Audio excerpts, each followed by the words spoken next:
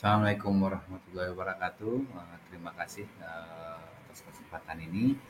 Kali ini saya akan mempresentasikan tentang hasil penelitian saya dengan skema penelitian mudah yang berjudul analisis pengaruh penerapan waste management material construction untuk meningkatkan kinerja biaya proyek pembangunan gedung. Itu diusulkan oleh saya sendiri sebagai ketua, Herwan Raiko, dan anggota Pak El Hazri Hastian, STMMT.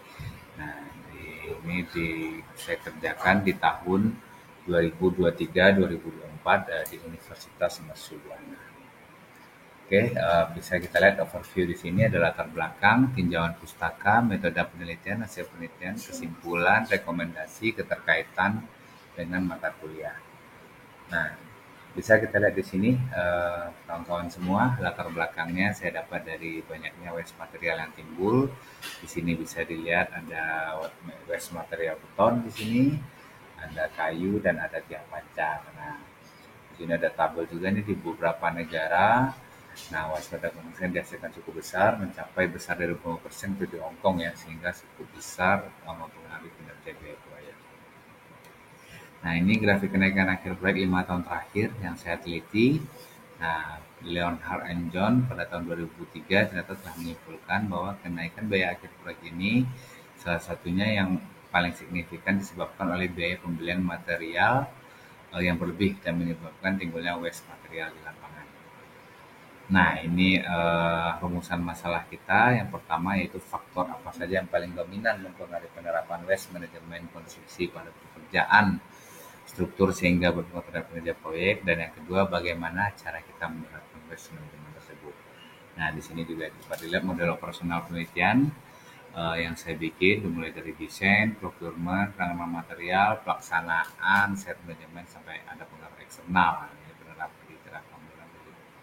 penerapan waste management. Di sini tentunya ada waste generation ya, yang menyebabkan waste timbul sendiri, ada 3R dan disposal, sehingga pengaruh kinerja proyek, sehingga di akhirnya ada output hasil akhirnya itu standar manajemen waste untuk pekerjaan struktur proyek bangunan itu. Nah, bisa kita lihat ya di sini ada faktor penyebab yang saya sebutkan tadi. Ini untuk proses minimalisirnya limbah pekerjaan struktur. Nah, ini frameworknya waste management, ini pengaruhnya, dan inilah hasil akhirnya. Jadi akhirnya nanti kita akan mengeluarkan standar manajemen ya, waste, standar manajemen waste untuk pekerjaan struktur proyek. Hanya di pekerjaan struktur saja. Nah, tinjauan pustaka itu saya ambil singkat saja, pengertian dari waste material, waste management, dan state of the art atau keterbaruan dari penelitian ini adalah saya berusaha mencari sebuah inovasi dan terobosan dalam usaha untuk bisa menerapkan waste management pada proyek konstruksi yang akan berjalan. Nah, itulah output hasilnya tadi, dapat dilihat output hasilnya saya menampilkan standar manajemen waste untuk struktur proyek bangunan. Nah, ini metode penelitian yang saya lakukan, bisa dilihat bagian alir proses penelitian. Jadi metode penelitian yang saya gunakan itu adalah metode survei dengan menyebar kuesioner kepada responden yang telah divalidasi pakar. Jadi setelah data terkumpul, diolah dengan software statistik dan hasilnya divalidasi lagi oleh pakar. Jadi penelitian itu saya sebar ke responden melalui kuesioner, tapi sebelum saya sebar itu saya validasi dengan pakar terlebih dahulu nih item-itemnya. Nah, setelah itu saya sebar item yang telah divalidasi, terus data terkumpul saya olah, dan hasilnya itu saya validasi lagi dengan pakar-pakar yang ahli di bidangnya. Nah, kriteria pakar saya itu berjumlah 5 orang. Pengalamannya tentu minimal 15 tahun ya di bidang manajemen proyek, itu rata-rata project manager, ada sampai direksi juga, dan pernah menangani proyek bangunan itu. Nah, ini objek penelitian saya nih. Objek-objek penelitian saya itu ada di beberapa proyek, saya ambil 10 proyek, dan respondennya juga saya ambil dari proyek tersebut. Ada yang S1 dan ada S2. Nah, dan jabatannya macam-macam nih. Paling rendah itu saya ambil di tingkat kepala seksi, karena saya yakin di tingkat kepala seksi itu sudah paham dengan pengelolaan proyek manajemen.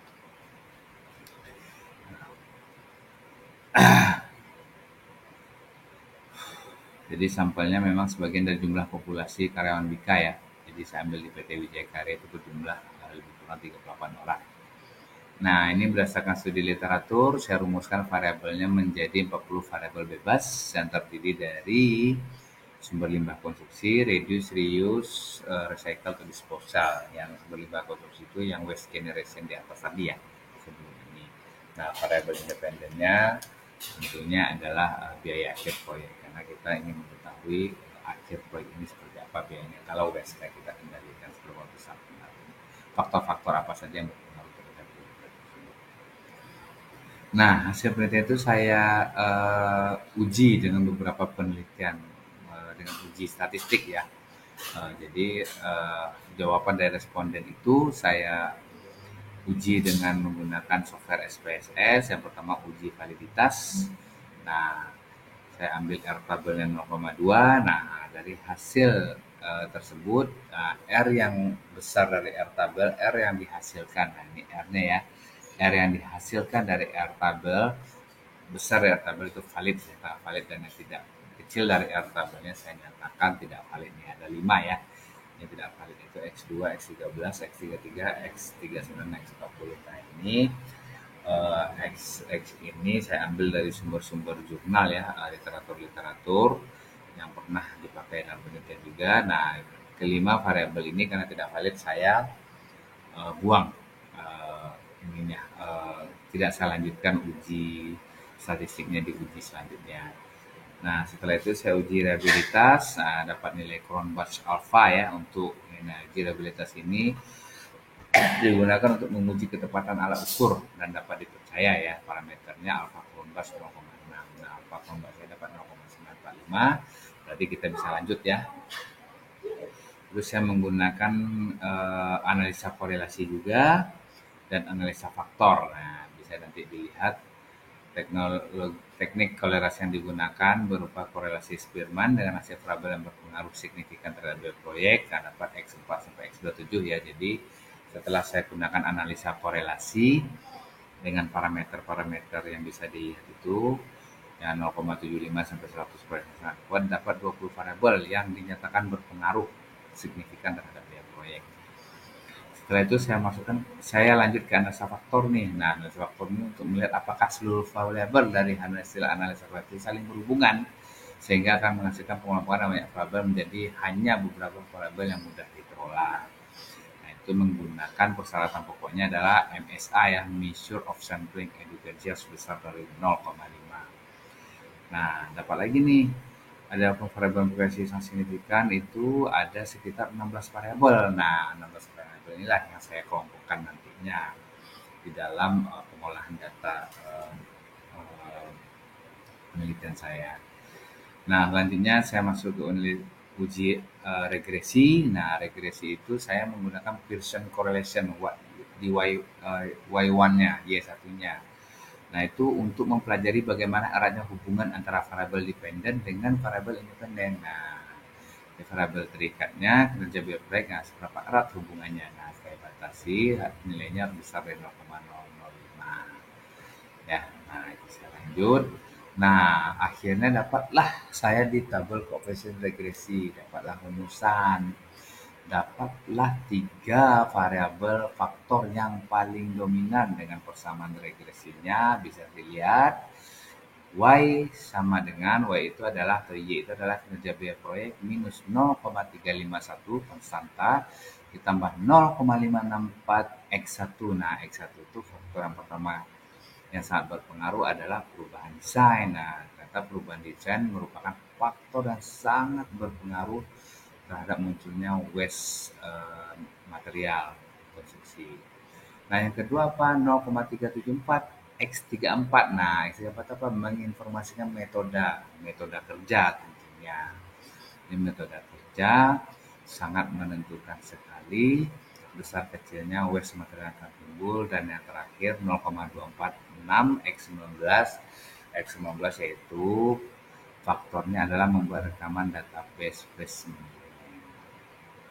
Nah, Saya lanjut nih. Nah, faktor-faktor dominan saya sudah dapat. Nah, saya coba cari nih material apa di struktur yang paling sangat berpengaruh besar munculnya waste material kalau ketiga itu tidak dikendalikan, dapatlah minnya itu di M4.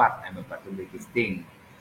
Nah, yang waste-nya rata-rata di atas 5%. Nah, jadi kalau ketiga faktor itu tidak kita kendalikan dengan maksimal, nah itu waste materialnya itu bisa di atas 5% untuk material existing. Itulah besar.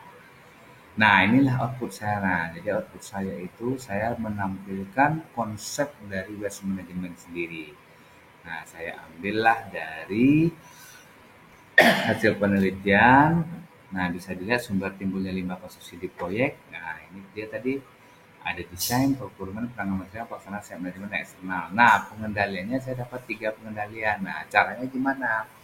Nah, saya mengendalikan faktor desain pada masa konstruksi, saya saya ketat dalam metode kerja dan saya membuat database manajemen untuk referensi proyek berikutnya.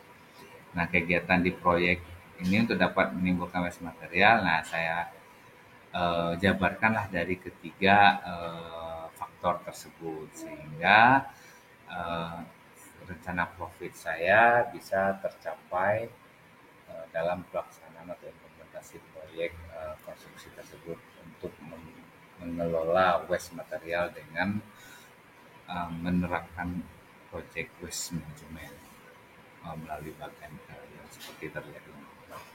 Nah, kesimpulannya dapat kita lihat dari hasil data terdapat 16 variabel sistem pengelolaan limbah konstruksi yang berpengaruh terhadap kinerja proyek ya, 16 variabel. Nah, terdapat 3 faktor tadi ada X1, X34 dan X16 yang tadi saya jelaskan ya. Nah, rekomendasinya, nah saya sangat merekomendasikan ini untuk melanjutkan penelitian ini nih, tapi terhadap material arsitektur, karena material arsitektur juga sangat berpengaruh pastinya tentunya di kinerja biaya proyek ini ya, agar penelitian ini bisa lebih sempurna ya. Nah, yang kedua tentunya melakukan pengendalian implementasi faktor sistem pengelolaan limbah komersial yang berpengaruh pada kinerja proyek pada masa konstruksi dan ketahanan baik. Nah, 3 faktor itu aja tuh yang diutamakan dulu. Nah, yang ketiga ya tentu salah satunya dengan metode kerja dalam salah satu faktor tersebut ya, terutama dengan zona kerja. Kalau dari zona di awal berdasarkan terhadap biaya proyek. Nah, terakhir itu keterkaitan dengan mata kuliah di Universitas Buana. Tentunya ini sangat berpengaruh ya, terutama pertama itu mata kuliah metode konstruksi itu pasti. Yang kedua mata kuliah desain ini ya. Nah, di sini mungkin struktur beton dan menggambar teknik ya. Ketika kita mendesain, nah ini harus benar-benar kita plototin ya. Bagaimana cara supaya waste yang timbul itu nanti tidak terlalu banyak diakibatkan desain yang keliru atau desain yang istilahnya terlalu boros. Nah, yang terakhir mata kuliahnya manajemen rekayasa konstruksi tentunya tentang volume, schedule dan segala macam itu juga sangat berpengaruh dan termasuk dalam induknya PMBOK ya kalau kita di project management itu ya ada nama PMBOK project management body of knowledge. Nah, itulah yang harus kita pelajari di perkuliahan di khususnya di Universitas Mercubuana sehingga kalau kita mengelola proyek konstruksi utama bangunan gedung dapat meminimalisir waste material itu. Baik, terima kasih teman-teman semua, rekan-rekan semua. Demikianlah paparan dari penelitian saya. Akhir kata, wabillahi taufiq wal hidayah. Wassalamualaikum warahmatullahi wabarakatuh.